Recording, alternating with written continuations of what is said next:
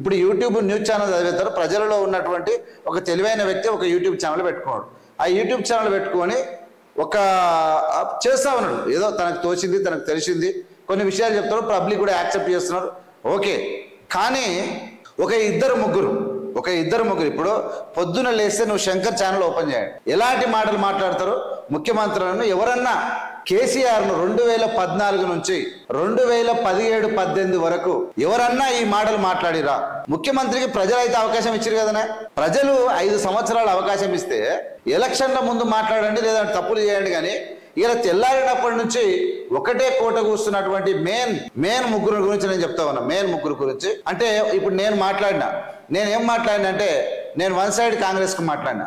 One side Congress మాట్లాడినా కానీ ఎక్కడ కూడా అంటే అవతలి వ్యక్తి రెచ్చగొట్టే సందర్భమా అడ్డగోలి మాటలు మాట్లాడినప్పుడు కాదు ఖబర్దార్ అన్నది మేము తప్ప రోజు అదే పని.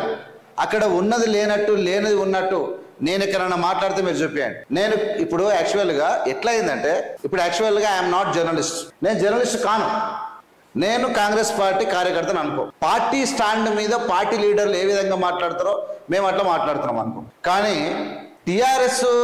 బీఆర్ఎస్కు సంబంధించినటువంటి ఛానళ్ళు అవి స్పాన్సర్ ఛానల్. ఇప్పుడు స్పాన్సర్ ఛానళ్ళన్నా ఇప్పుడు నేనేం చెప్తున్నా, ఐఎమ్ నాట్ జర్నలిస్ట్ అని చెప్పిన. I'm not journalist, just I want to become a leader. Otherwise I want to serve as a social activist.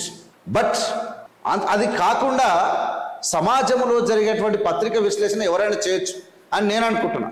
ఒకవేళ దానికి హక్కులు ఉన్నాయా లేదా ఉందా దాన్ని పక్కన పెట్టండి. ఇక్కడ మనం ఏం మాట్లాడుతున్నామంటే ముఖ్యమంత్రి ఒక 1000 మందిలో కూర్చొని ఎవరు పడితే వాళ్ళు ఎందుకు మాట్లాడితే ఆయన ఇప్పుడు ఒక మనిషి అనేకమైన ఆలోచనలు ఉన్నప్పుడు ప్రశాంతమైన వాతావరణంలో పోయి కూర్చొని ఇప్పుడు ఇలా అప్పుల రాష్ట్రం, ఒత్తిడి ఉంది, ఏమో చెయ్యాలని ఉంది, మీడియా ఉంది, లక్షల కోట్ల రూపాయలు దోసుకున్న కేసీఆర్ పక్కన ఉన్నాడు, ఆయనను తట్టుకొని నిలబడాలంటే అనేకమైన ఒత్తిడులు వస్తాయి.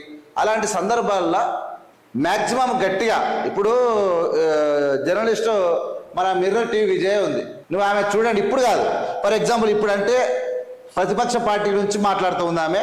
ప్రతిపక్ష పార్టీ గురించే ఇప్పుడు మాట్లాడుతున్నాను, అధికార పార్టీ మీద మాట్లాడుతూ ఉంది. అధికారం కన్నా అధికార పార్టీ బీఆర్ఎస్ అధికారంలో ఉన్నప్పుడు కూడా ఇదే మాటలు మాట్లాడింది. ఆమె కూడా ఒక మహిళ కాబట్టి ఎంతకు దొరికితే అంతకే మాట్లాడుతూ ఉంది. ఆమె కూడా అంతే మాట్లాడుతూ ఉన్నది. ఇలా రంజిత్ అనేటువంటి వ్యక్తిని మీరు టైటిల్ చూడండి, కేసీఆర్ అదేమంది రేవంత్ రెడ్డి ప్రభుత్వం కుప్పగోలుతుంది, రేవంత్ రెడ్డి మంత్రులు ఉల్టా తిరిగిర్రు.